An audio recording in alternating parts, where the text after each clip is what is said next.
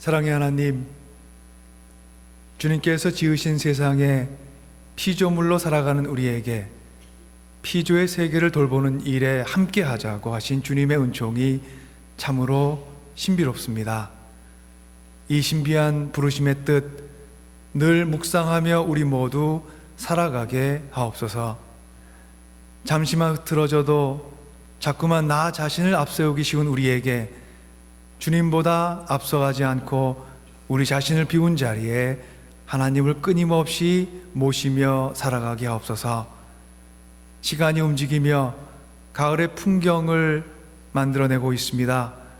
시간의 움직임 또한 주님 손에 있기에 주님의 손으로 지난 여름의 시간을 통해 땅 위에 스며들게 했던 수고와 땀이 이제는 풍성한 수확을 얻을 수 있도록 은혜 내려 주옵소서. 우리의 신앙의 길 또한 성숙과 변화의 가을을 맞이할 수 있도록 성령의 도우심으로 우리 모두와 함께하여 주옵소서. 말씀이 무르익은 가을 들판으로 우리를 이 아침 인도하사 우리의 믿음을 살찌우고 우리의 주님 향한 신뢰를 든든히 세워갈 수 있는 귀한 시간 우리 모두 누리게 하옵소서. 예수 그리스도 이름으로 주님께 기도드립니다. 아멘.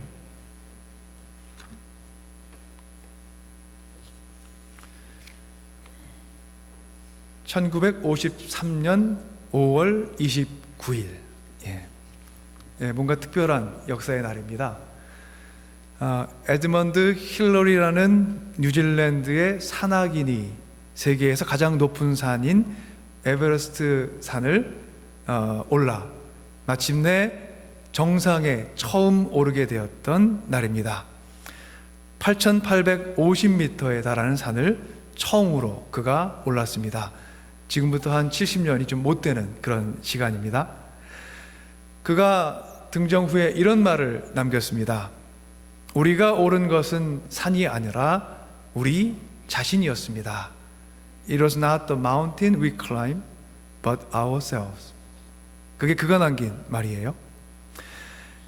에드먼드 힐러리가 에베레스트 산에 올랐을 때 그는 이미 에베레스트 등정에 한 번 실패한 사람이었습니다. 산에 오르기를 실패한 에드먼드가 그에게 커다란 실패를 안겨다 준 에베레스트 산을 다시 오르기 위해서는 자신 안에 쌓였던 두려움과 좌절감이라는 산을 먼저 올라야 했습니다. 에베레스트를 다시 오르는 동안 힐러리는 말하자면 두 산을 한꺼번에 오르고 있었던 셈입니다. 하나는 눈에 보이는 험준한 에베레스트요, 다른 하나는 그의 마음속에 솟아오른 실패와 좌절감과 그리고 무엇보다 또 한 번 실패할 것 같은 실패에 대한 두려움이라는 산이었습니다. 그리고 이미 한 번 실패를 경험했던 힐러리가 에베레스트 산에 올랐을 때 그가 올랐던 산의 높이는 8,850m가 아니라 17,600m였던 셈입니다. 살아가다 보면 우리는 산과 같은 인생을 넘어야 될 때가 많습니다. 우리의 능력에 벅찬 일이 우리 앞에 있을 때가 있습니다. 예기치 못한 어려움이 우리 삶에 찾아올 때가 있습니다. 계획했던 일이 뜻하는 대로 원하는 대로 이루어지지 않을 때도 있습니다. 그런데 이 모든 삶의 과정에서 만나는 산들 중에 가장 높은 산은 바로 우리 마음이 쌓아놓은 두려움이란 이름의 산입니다. 내 눈에 보이는 산이 문제만이 아니라 눈에 보이지 않는 마음의 산이 문제인 것입니다. 눈에 보이는 산을 넘기 위해서 우리는 그 산과 함께 우리 자신 안에 솟아있는 마음의 산을 함께 넘어야 합니다. 우리가 오른 산은 단지 그 산만이 아니라 바로 우리 자신이었습니다 라고 힐러리가 말했을 때 그는 마음의 산이 얼마나 넘기 힘든 산이었었는지를 우리에게 고백하고 있습니다. 우리 삶에 놓인 고난과 고통의 현실이 문제가 아닙니다. 그 고난을 바라보는 우리의 마음의 눈이 문제입니다. 산 앞에 서서 지난번의 실패를 생각하며 또 한 번의 실패를 두려워할 수도 있습니다. 그리고 이런 마음이 쌓은 산이, 그 높이가 우리가 실제로 넘어야 하는 우리 인생의 산들보다 더 높기도 합니다. 오늘 저희가 묵상한 로마서 말씀, 그 말씀에서 사도 바울이 말합니다. 현재 우리가 겪는 고난은 장차 우리에게 나타날 영광에 견주면 아무것도 아니라고 나는 생각합니다. 그런데 사도 바울이 이런 소망의 메시지로 로마 교회 사람들에게 인커리지를 할 때, 권면할 때, 로마 교회는 박해와 순교라는 커다란 산 앞에 놓여 있었습니다. 로마는 황제가 사는 제국의 수도였고, 따라서 황제 숭배가 강요되던 곳이었습니다. 정치적인 압박뿐 아니라 종교적인 박해 또한 기승을 부립니다. 그리고 그리스도인들에 대한 오해와 편견이 난무했습니다.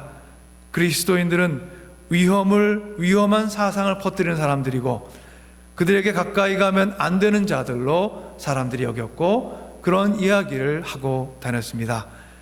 그리고 특별히 글라디우스 황제는 그만 위협을 느낀 나머지 로마에 있는 유대 기독교인들을 모두 추방하려는 명령을 내리기도 합니다.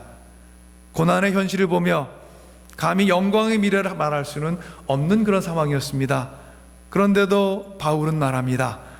현재 우리가 겪는 지금의 고난은 장차 우리에게 나타날 영광에 견주면 아무것도 아닙니다. 어떻게 바울은 고난의 현실에서 장차 다가올 영광의 미래에 대해서 확신할 수 있었습니까? 우리가 믿음의 첫 열매로서 성령을 받은 사람들이기 때문에 그렇습니다. 달리 말하면 그가 성령의 능력을 고난 가운데 확신했기 때문입니다.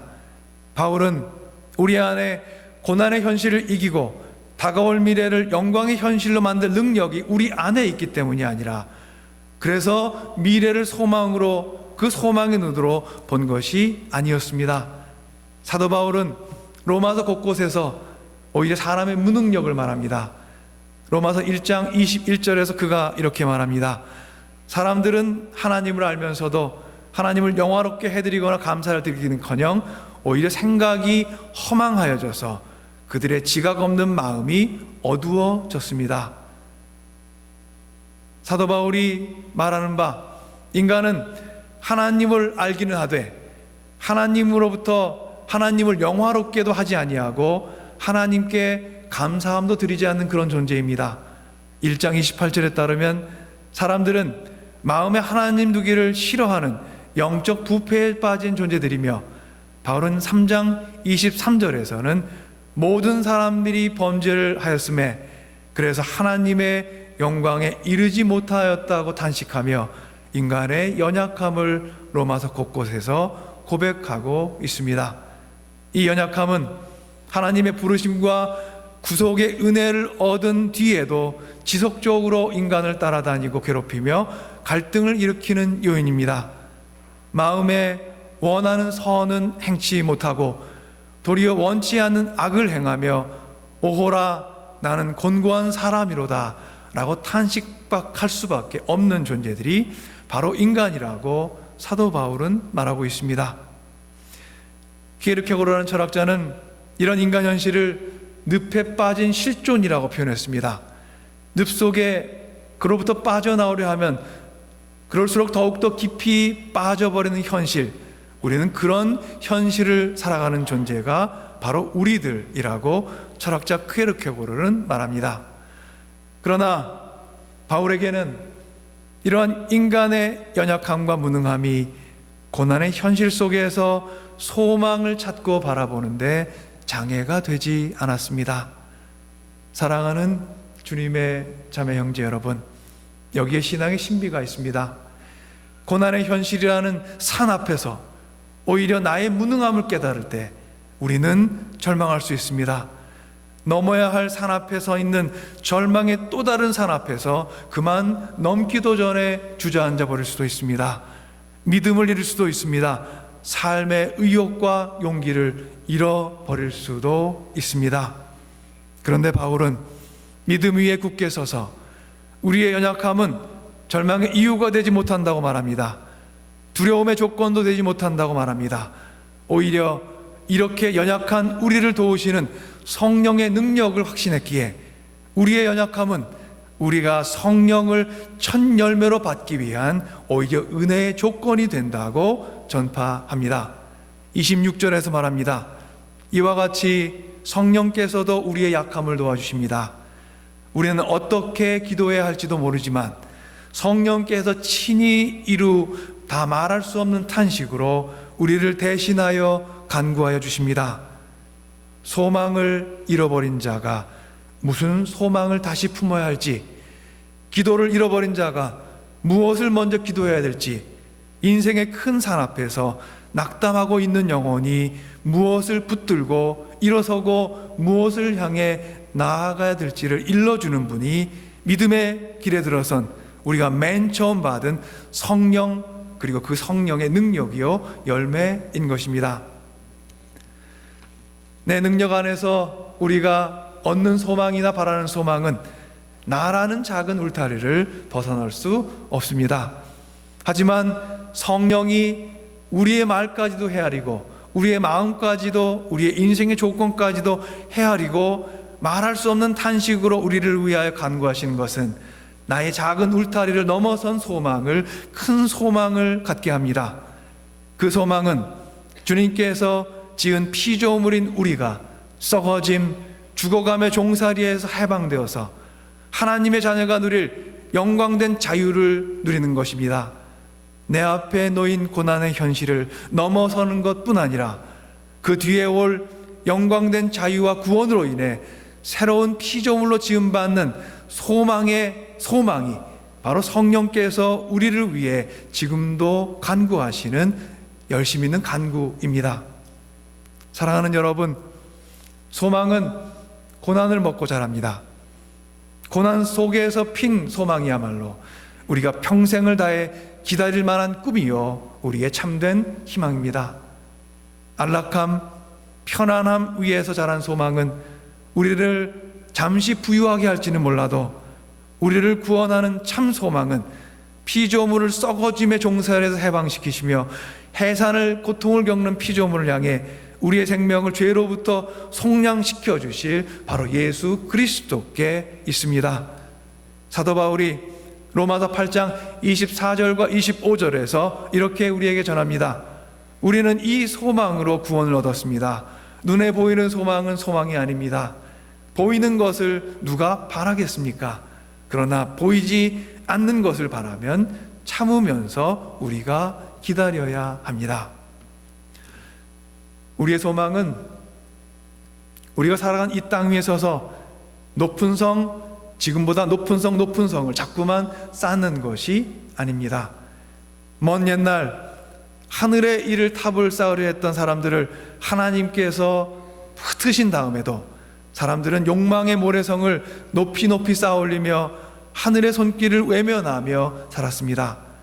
예수님께서 세상을 찾으셨을 당시 유대 지도자들은 율법이 하늘의 문을 열어줄 것이라 믿으며 율법의 울타리에서 구원의 길을 찾았습니다. 그러나 사람이 이룬 것이 구원의 문을 열어주지는 않습니다. 율법의 조항을 구원의 열쇠로 믿으며 그 열쇠로 소망의 문을 열려 했으나 예수님께서는 십자가라는 사랑과 용서와 화해의 열쇠로 우리 모두에게 구원의 문을 열어주셨습니다. 사도 바울은 유대인들 속에서 율법에 기대어 살아온 사람이었지만 구원이 율법을 향한 열심 속에서 성취되는 것이 아님을 깨달았을 때 그에게 참 희망과 참 구원의 문이 열림을 경험합니다. 사도 바울이 그리스도를 만나며 새롭게 깨닫게 된 것은 원칙과 규정을 길로 삼아 하나님께 이르려는 것이 아주 어리석은 생각이었다는 것입니다. 원칙과 규정을 가지고 살며 그에게 자랑할 많은 것이 있었지만, 그의 의를 자랑할 수 있었지만 예수 그리스도를 참된 동행으로 삼고 살게 되자 그 모든 자랑이 다 무용지물이 되었다고 사도 바울은 고백합니다. 그의 고백을 우리는 빌립보서 3장 7절로부터 17절까지 말씀에서 대할 수 있습니다. 그가 이렇게 얘기합니다. 나는 내게 이루었던 것은 무엇이든지 그리스도 때문에 해로운 것으로 여기게 되었습니다.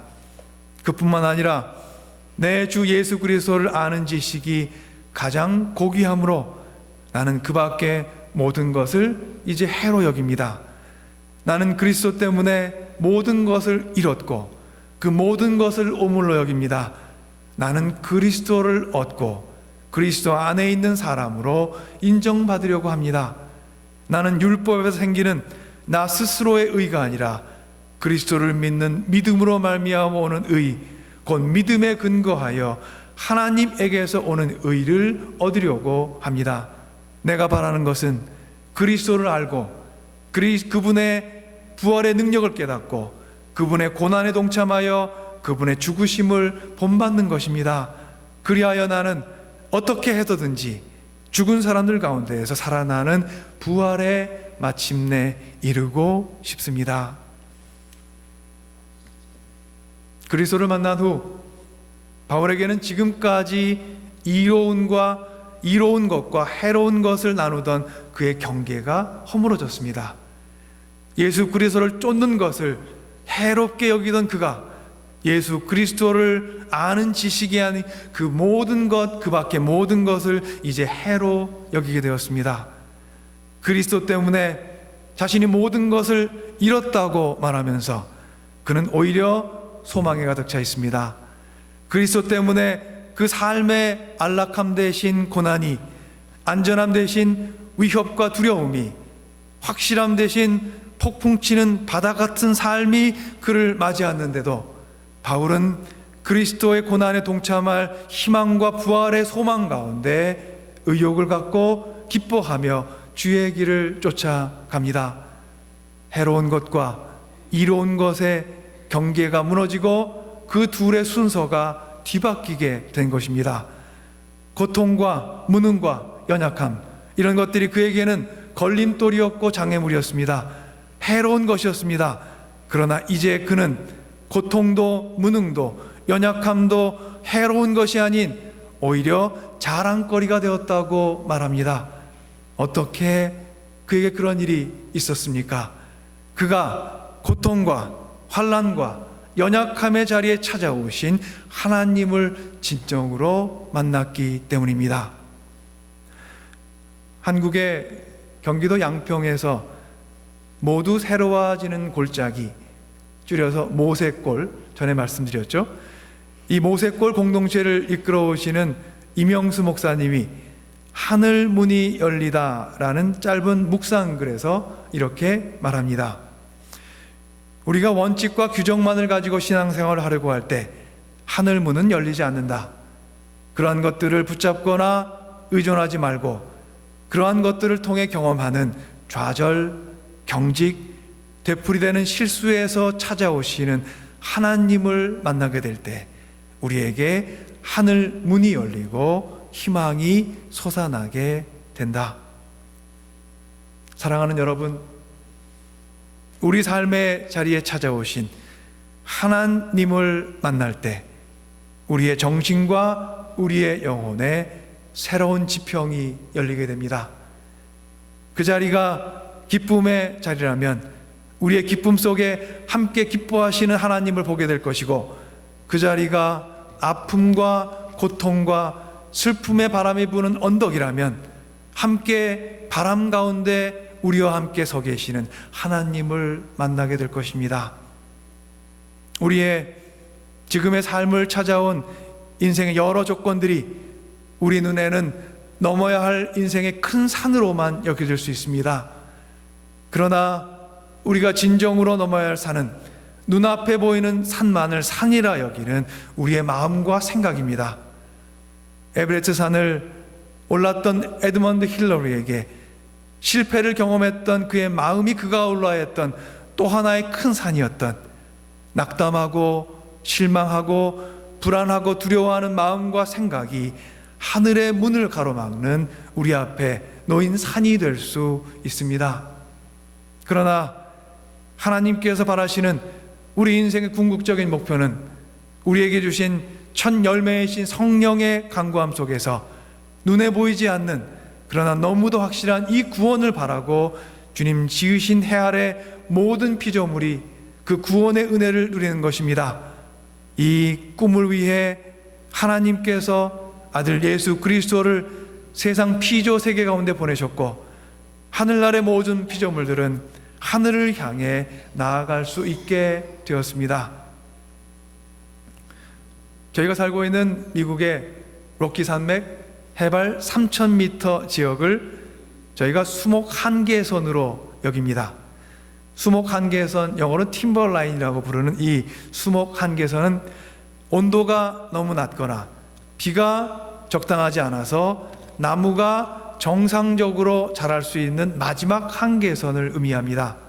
보통 해발 3,000m, 거기에 3,500m까지의 고산지대가 여기에 해당합니다. 이 지역 나무들은 강한 바람과 적은 강수량 때문에 곧게 자라지 못하고 많이 자라지 못하고, 그래서 하나같이 무릎을 꿇고 있는 모습을 하고 있습니다. 힘든 조건 속에서 생명의 힘을 잃지 않고 그 생명의 힘을 품고 매서운 바람을 견디며 성장한 나무는 그 어느 지역 나무보다 단단한 성질을 갖고 있습니다. 흥미로운 것은 추위와 바람 속에 단단하게 성장한 이 나무가 바이올린을 만드는 사람 손에 울림이 좋은 아주 좋은 악기로 태어날 수 있다는 것입니다. 추위와 바람 속에 성장한 무릎 꿇고 있는 나무가 아름다운 떨림과 울림과 공명을 가진 악기가 되는 것입니다. 아름다운 영혼을 가지고 인생의 절묘한 선율을 내는 사람은 아무런 고난 없이 편안한 조건 속에서만 지내온 사람이 아니라 많은 경우 여러 역경과 아픔을 겪어온 사람들입니다. 하나님께 우리 하나하나의 인생은 그래서 아름다운 소리를 내기 위해 갖고 계시는 한 그루의 무릎 꿇은 나무입니다. 그리고 하나님께서는 우리 인생이 지상에서 가장 맑은 소리를 울려보내는 아름다운 악기가 되기를 원하십니다. 그래서 하나님께서는 우리로 하여금 성령의 말할 수 없는 탄식과 간구를 통해 내 작은 삶의 울타리를 튼튼하게 할 편안함과 안전함이 아니라 주님께서 지으신 세상과 피조물의 삶까지도 튼튼하게 할 구원의 울타리를 위해서 기도하게 하시고 꿈을 꿈게 하시고 소망을 갖게 하십니다.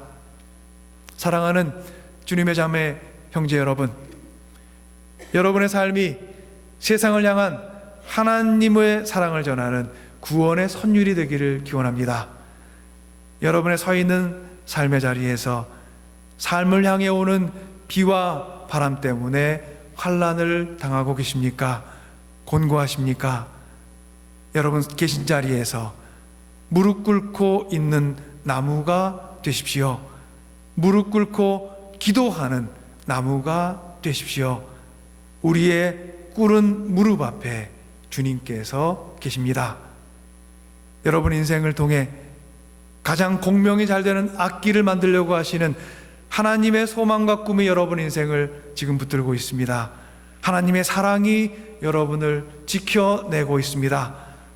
무릎 꿇은 우리 곁에 우리 인생이 만들어내는 울림과 노래가 사람과 사람 사이에 세워진 울타리를 자유롭게 넘나들며 그리스도의 아름다운 사랑과 구원의 은총을 노래하기를 간절히 기원합니다.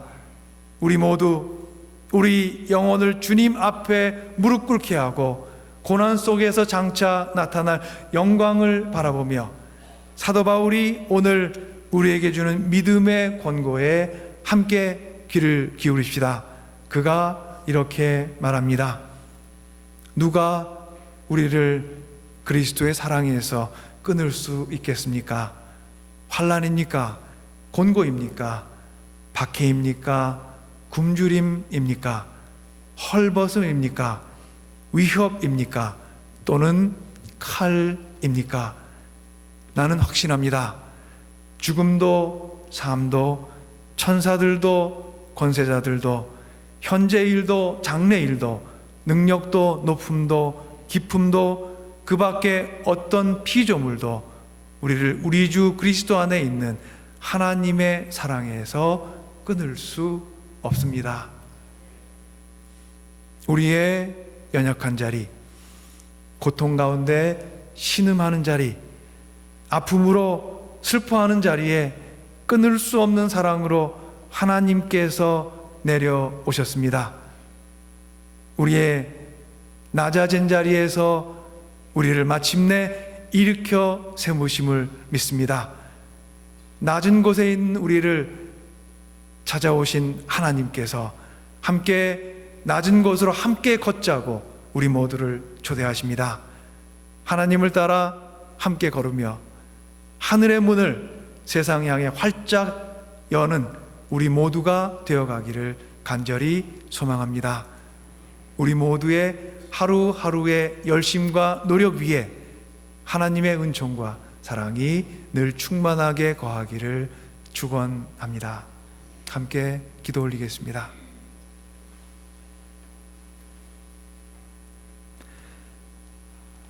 사랑과 은총의 하나님, 우리 삶의 모든 순간을 주님의 시간으로 만들고자 하시는 주님, 바울의 깨달음처럼 우리의 삶이 걸어가는 모든 길 위에서 주님을 언제나 만나게 하여 주옵소서.